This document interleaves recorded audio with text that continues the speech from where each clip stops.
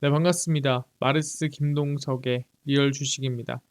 오늘 마르스 김동석의 리얼 주식은 삼성전자 자사주 폭풍 매수 중입니다. 하반기 긴급 분석 진행하니까 오늘 영상 처음부터 끝까지 꼭 시청하시길 바라겠습니다. 그 이전에 저희 마르스 김동석의 리얼 주식 유튜브가 여러분들의 사랑으로 빠르게 성장하고 있고, 감사한 마음에 최근에 비만 치료제 제약바이오 HBM EUV 시장 전망부터 관련주 자료집 무료로 나눠드리고 있으니까 영상 끝까지 보시고 꼭 받아가셔라 말씀드리고, 바라는 건 없습니다. 우리 유튜브 구독, 영상 좋아요, 댓글 부탁드리겠습니다. 그래서 오늘 영상 바로 시작하겠습니다. 삼성전자 자사주 폭풍 매수 하반기 긴급 분석 진행을 하겠습니다. 일단은 삼성전자 자사주 매수를 어떻게 보면 임직원들이 열심히 하고 있는 상황입니다. 삼성전자의 주요 임원들이 6만 원대로 떨어진 주가 회복을 위해 이달에만 총 26억 원 이상의 자사주를 매입했습니다. 그래서 총 합쳐 보니까 한 26억 정도 되더라라고 하는 거고요. 용서구 영상 디스플레이 사업부장과 이영희 글로벌 마케팅 실장은 각각 3천주, 5천주를 주당 6만 4천 원대에 매수를 했습니다. 그래서 대략 따지고 보면은 억 단위로 매수를 했다라고 우리가 볼 수가 있겠죠. 두 분 합해서 한 5, 6억 정도 매수했다라고 보는 부분이고요. 최주호 베트남 복합단지장 부사장과 김대주 VD 사업부 부사장도 각각 9,600만 원 그리고 3억 2,250만 원 매수를 했습니다.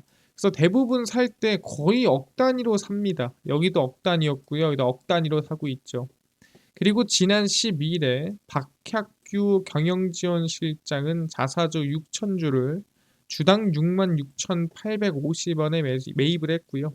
금액으로는 약 4억 정도 총 매입이 됐다라고 생각하시면 될 것 같습니다.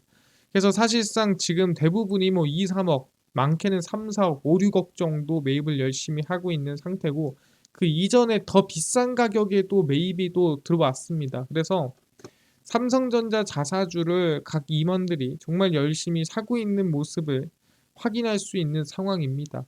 그럼 삼성전자가 앞으로 전망이 상당히 긍정적이고 증권사 리포트나 나쁘지 않기 때문에 이렇게 사는 건가요? 라고 물어볼 수도 있겠죠. 그래서 확인을 해보면 또 그렇지는 않다라는 거죠. 삼성전자 외국인 최장기간 순매도라고 합니다. 외국인 투자자가 삼성전자 주식을 11거래일째 팔아치웠으며 22년 6월 이후 가장 긴 매도 흐름이라고 합니다. 그러니까 외국인이 지금 열심히 삼성전자를 파고 있다는 뜻이죠. 외국인이 삼성전자 주식을 가장 오랜 기간 판 것은 22년 3월 25일부터 4월 28일까지의 기간입니다. 대략 한 달 정도 열심히 매도를 했다라는 건데, 근데 매도세 자체만 보고 가자면 최근이 더 강하며 최근 11거래일 동안 6조 400억 원어치를 매도했습니다. 그래서 지금 외국인이 열심히 삼성전자를 팔고 있구나. 저가라고 해서 외국인이 사고 있는 게 아니구나. 이렇게 좀 생각해 볼 수 있을 것 같습니다. 그래서 증권사들은 삼성전자의 현재 주가가 PBR로 봤을 때 상당히 저평가됐다. 좀 이렇게 또 긍정적으로 얘기를 하기도 합니다. 외국인이 지금 열심히 팔고 있는 상태인데 그래도 증권사는 긍정적으로 보나요? 확인을 해보면 증권사들도 목표가를 하향했습니다. 그러니까 목표가를 낮췄다라는 거죠. 유진투자증권은 목표 주가를 기존 11만 원에서 9만 1,000원으로 17.3% 하향 조정한다라고 밝혔고요. DS투자증권은 삼성전자에 대한 목표가를 기존 10만 9천 원에서 9만 3천 원으로 마찬가지로 한 10몇 프로 정도 하향을 조정했습니다. KB증권도 목표 주가를 13만 원까지 제시를 했다가 9만 5천 원으로 약 26.9%를 낮췄다라고 보면 될 것 같고요. 나머지 증권사도 똑같습니다. BNK 투자증권도 102,000원에서 81,000원으로, 한국투자증권도 120,000원에서 96,000원으로, 삼성증권도 120,000원에서 100,000원으로, 대부분 다 사실 이 80,000원을 제외하면은 한 90,000원대에서 한 100,000원 사이로 목표 주가를 낮췄다라고 보시면 될 것 같습니다. 그럼 사실 자사주를 산 거 빼고는 뭐 긍정적인 얘기가 있는 것 같진 않은데요 라고 얘기하는데, 지금까지 항상 그랬습니다. 언제? 저점 찍고 반등하기 직전까지 매번 그랬습니다. 그게 뭔 소리냐? 삼성전자 과거 급락이 크게 나온 비슷한 시기에 거의 비슷한 이슈들이 매번 나왔더라 라고 얘기를 하는 겁니다. 대부분이 급락세가 컸을 때, 저가를 찍었을 때 나오던 얘기들과 지금 나오는 얘기가 비슷하더라. 뭔 소린가요? 2011년도입니다. 삼성전자가 대략 30%가량 급락이 나왔을 때고요. 이 구간부터 해서 쭉 빠져서 저가를 찍은 이 시기입니다. 2011년 8월이고요. 이 이후에 지수 반등, 그 다음에 삼성전자 반등세가 크게 나왔죠. 그러면은 이 시기, 이 저가를 찍었을 때, 최저점을 찍었을 때 나왔던 기사라든가 뉴스라든가 상황이 어땠는지를 확인해 보자는 거죠. 지금이랑 다르냐 아니면 지금이랑 비슷하냐를 확인해 볼 필요가 있다라는 거예요. 언제? 빠질 때가 아니라 이 저가를 찍었을 때의 기사나 뉴스를 확인해 보겠습니다.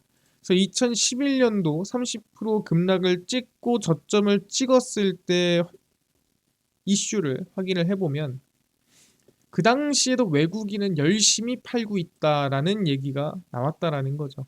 대외 악재에 대한 불확실성으로 외국인들이 연일 대형주 위주로 매도 물량을 쏟아내는 것도 삼성전자 시총 비중 감소의 한 요인이다라고 밝혀졌고요. 각 증권사에서 아까 전에 저희 2024년도 목표 주가 다 내렸죠. 2011년도에도 삼성전자의 목표 주가와 실적 전망을 하향 조정하는 분위기였다는 거죠. 2024년도와 마찬가지로 외국인이 팔면서 목표 주가를 하향하는 분위기가 언제였다? 2011년도 삼성전자 최저점에서 반등하기 직전일 때를 얘기하는 겁니다. 반도체 부분에 디램 수요가 계속 줄어드는 데다 LCD 휴대폰 사업 부문 역시 하반기 실적 개선 모멘텀을 찾기 어렵다. 뭐 거의 최악으로 표현을 했죠. 외국인을 비롯한 투자자들이 하반기 삼성전자를 바라보는 눈높이가 많이 낮아졌다라는 얘기가 나왔다라는 거죠. 이게 언제였다고요? 이게 2011년도 8월 저점을 찍었을 때 뉴스 기사를 제가 정리해서 가져온 겁니다. 그러니까 뭐다? 원래 반등하기 직전에 최악의 뉴스들이 쏟아지더라. 목표 주가는 전체적으로 다 하향하고요. 외국인은 전체적으로 매도세가 연일 이어지고요. 그 다음에 앞으로 보더라도 먹구름인 것 같다라는 얘기들이 이 최저점 반등 직전에 대부분의 악재가 쏟아진다라고 얘기를 하는 겁니다. 그럼 2011년만 그랬을까요? 넘어가 보겠습니다. 언제? 2016년도입니다. 2016년도를 보시면은 주가가 쭉쭉쭉 빠져서 마이너스 20%가량 하락이 나왔고요.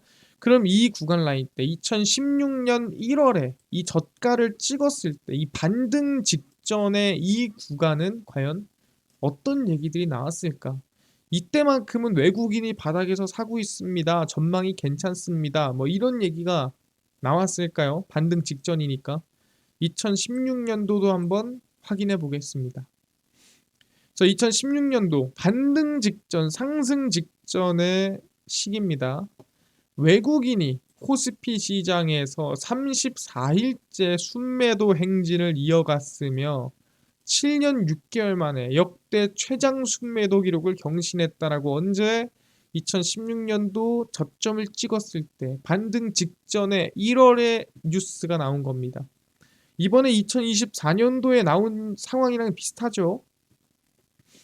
34일간 외국인의 자금이 가장 많이 빠져나간 종목은 삼성전자로 1조 8,200억 원의 순매도가 삼성전자에만 34일 동안 나갔다라고 1월에 기사가 나온 겁니다. 중국 불안과 유가 하락, 미국 달러 강세 등의 악재가 겹치면서 외국인들이 한국을 포함한 신흥국에 대한 투자 비중을 줄이고 있다라고 밝혔습니다. 최악의 발표죠. 사실 좋은 얘기가 하나도 없습니다. 외국인은 열심히 팔기만 하고 유가는 빠지기만 해. 미국 달러가 세니까 원화 가치는 떨어지기만 해. 중국에다 수출해야 되는데 그 당시에 중국도 불안해. 이러니까 쉽지가 않았다라는 거죠. 중동계 자금이 재정 악화로 해외 투자를 환수하는 과정에서 한국을 비롯한 신흥국 투자 자금 유출로 연결됐다라고 하는 거죠. 그래서 사실 뭐 안 좋은 얘기만 찾아본다면 사실 안 좋은 얘기는 뭐든 언제든 시장이 좋을 때든 나쁠 때든 찾을 수가 있다라는 거죠. 그래서 2016년도 상승 직전 이 구간의 상황을 봤을 때는 외국인이 34일째 매도하고 있고 그 다음에 중국 불안, 달러 강세, 외국계 자금이 빠져나가고 있다. 앞으로 먹구름이 낀다. 아무도 알 수 없다라는 상황이 이때였어요. 근데 그 이후 어떻게 됐습니까? 그 이후에 반등이나 상승이 나와주더라.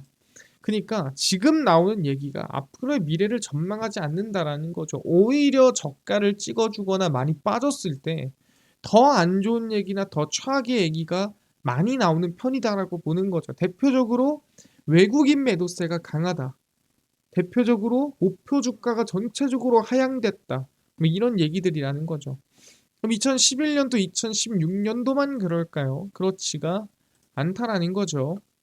2018년도입니다. 이 당시 미중 무역 전쟁이 터지면서 정말 강한 하락세.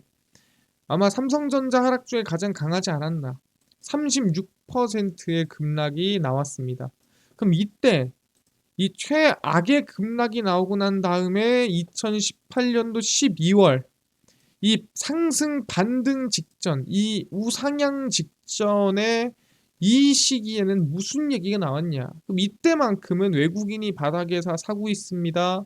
그래도 기업이 성장하고 기업이 실적이 좋아질 것 같습니다. 뭐 이런 좋은 얘기가 나왔을까요?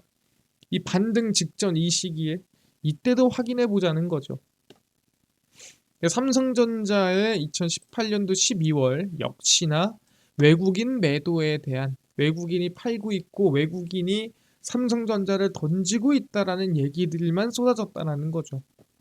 최근 1에서 2년 삼성전자를 무섭게 사모으던 외국인 투자자들이 이제 더 이상은 삼성전자에 관심을 갖지 않는다. 국내 증권사 애널리스트들은 삼성전자에 대한 기대치를 낮춰 잡았다. 이게 뭡니까? 말 그대로 목표 주가를 내렸다라는 거죠. 아, 그렇구나. 항상 주가가 최저점에서 상승 직전이나 반등 직전의 상황이 왔을 때는 외국인이 다 때려 판다와 목표 주가가 내려잡는다라든가 안 좋은 얘기가 쏟아지더라. 삼성전자 자체에 대한 전망을 어둡게 보고 이를 매도하는 외국인 주문도 섞여 있다. 사실 이 얘기만 들으면 삼성전자가 이대로 그냥 계속 바닥으로 꺼질 것만 같죠. 한국 증시를 팔겠다는 패시브 펀드에 대한 매도가 아니라, 그러니까 나는 한국 증시에서 빠져나올게요가 아니라 종목을 골라 사는 액티브 펀드 매니저가 삼성전자 매도를 원한다. 그러니까 나는 한국을 나쁘게 보는 게 아니라 삼성전자를 나쁘게 봐요 하는 매니저들이 있다라는 거죠. 그래서 이 얘기를 듣고 우리가 증시를 가보면 사실 여기에서 반등하겠는데란 생각을 할 수가 없죠. 왜냐하면 이 당시에 나오던 기사 얘기입니다. 그러면은 더 빠질 수도 있겠는데 라는 생각을 하는데 사실 그런 최악의 기사들, 최악의 내용들이 나온 다음부터 급반등이 나와주더라. 대부분 마이너스 30%가 빠진 상황에서 최악의 뉴스들이 쏟아지고 난 다음에 지수, 주가가 반등하는 모습을 보여줬다라고 얘기를 하는 겁니다. 언제도 2011년, 2016년, 2018년도 확인했고요. 하나 더 보겠습니다. 언제냐면은 그거는 정말 우리가 이러다가 세상 무너지는 거 아니야? 생각했던 시기 있습니다. 그게 2020 전염병 사태가 터졌을 때입니다. 그래서 삼성전자가 얼마나 빠졌냐면 2018년도만큼 약 31% 하락세가 만들어졌습니다. 그래서 31% 급락세가 크게 빵 떨어지고 난 다음에 급반등세가 나줬죠. 근데 중요한 건 뭐다? 그러면 이렇게 크게 빠졌을 때 이 구간, 급반등 직전의 이 구간에서는 어떤 내용이 나왔을까? 과매도입니다. 너무 많이 빠졌습니다. 이제 반등할 거고요. 오를 겁니다. 뭐 이런 얘기 나왔을까요? 확인해 보자는 거죠. 2011년도, 16년도, 18년도와 같은 흐름인지 아니면은 그전과 다른 흐름인지 지켜보겠습니다. 빠진 건 비슷하죠. 뉴스를 확인해 보면은 외국인 투자자는 삼성전자 주가가 내리막길을 걷기 시작하면서 5조 4,948억 원어치를 매도했다. 최근에 매도한 물량이랑 거의 비슷한 수준이죠. 외국인은 그냥 때려 팔기만 합니다는 얘기 나와줬고요. 그리고 두 번째로 국내 증권사가 삼성전자의 목표 주가를 기존 대비 하향 조정했다. 2018년도 12월 미중 무역 갈등 급락 이후 처음으로 삼성전자에 대한 전망을 내렸다라고 얘기한 거죠. 아까 말씀드렸습니다. 대부분 30% 정도 빠진 삼성전자에서 뭐 외국인이 때려 팝니다와 전체적인 목표 주가가 하향됐다는 얘기가 나오면은 그때부터 대부분 반등하기 시작하더라라고 얘기를 했습니다. 전염병 확산 영향에 글로벌 수요가 위축되면서 삼성전자의 이익이 줄어들 것으로 예상했기 때문입니다. 기업에 대한 성장도 더 안 좋아질 것 같다라고 얘기를 하는 거고요. 하나금융투자는 삼성전자의 2020년 이익 전망치가 10% 가까이 감소할 것으로 내다봤습니다. 오히려 나쁘지 않았죠. 그래서 실제 보면은 주가가 큰 급락세가 30%가량 나오고 나서 딱 급반등 직전에 이 구간에는 뭐가 나온다고요? 대부분 30% 빠지고 급반등 직전에 외국인이 때려 팝니다. 목표 주가를 전체적으로 하향했습니다라는 사실 시장 자체가 정말 최악이다라는 얘기들이 쏟아져 나옵니다. 그게 언제라고요? 2024년도, 2020년도, 18년도, 16년도, 11년도가 매번 비슷했더라 하는 거죠. 그럼 지금 얼마나 빠졌습니까? 지금 실제 삼성전자의 하락률을 우리가 본다고 한다면 대략 마이너스 얼마? 네, 30% 하락세가 나와줬습니다. 이 30% 하락세가 나온 상황에서 지금 아까 말씀드린 전체적인 목표가 하향 나왔죠. 외국인 연일 매도 이슈 나왔죠. 그럼 얘기하는 게 뭐다? 충분히 지금 구간은 많이 하락한 상황이고 역사적으로 보더라도 이제 슬슬 우리가 반등이나 지금 구간에서 긍정적인 흐름을 볼 수 있을 만한 상황이 왔다라고 얘기를 하는 겁니다. 그래서 결론을 내면은 실제로 삼성전자는 매번 약 30% 가까운 급락이 나오던 시기에 외국인은 순매도를 연일 진행한다라고 발표를 하고요. 증권사는 전체적으로 목표가를 하향합니다. 그래서 이 30%가 마치 40%, 50%, 60%로 빠질 것 같은 분위기를 형성을 합니다. 하지만 대부분 평균 고점 대비 30% 하락세 이후 저점을 다지고 반등을 하거나 아니면 PBR 기준으로 1.0에서 1.1 사이에 반등을 하더라. 그러니까 대부분 그랬다라는 거죠. 최악의 뉴스들이나 이슈가 나오더라도 대부분 이 근처에서 그 이슈를 어떻게 발판 삼아 오히려 추세적인 반등이나 아니면 적어도 단기 반등 정도는 만들어줬다라는 거죠. 현재 삼성전자는 PBR이 약 1.1 근처입니다. 뭐 사실 이 BPS를 전년도로 잡냐 최근으로 잡냐에 따라 좀 달라지긴 하는데 평균 그냥 1.1 정도로 보시면 될 것 같은데 과거 아까 얘기한 2011년도, 16년도, 18년도 저가 수준까지 이미 지금 저평가된 모습이에요. 그 당시랑 비슷한 수준입니다. 하락률로 보나 PBR 기준으로 보나 크게 안 다르다라는 거죠. 그래서 과거에도 삼성전자는 최저점 반등 직전까지도 외국인 연일 매도 그리고 부정적인 전망이 많았습니다. 근데 그 이후에 30%가 빠지거나 PBR이 1.0에서 1.1 사이를 찍어줄 때 최악의 뉴스가 쏟아져 나온다. 대표적인 게 외국인 순매도, 그 다음에 전체적인 목표가 하향.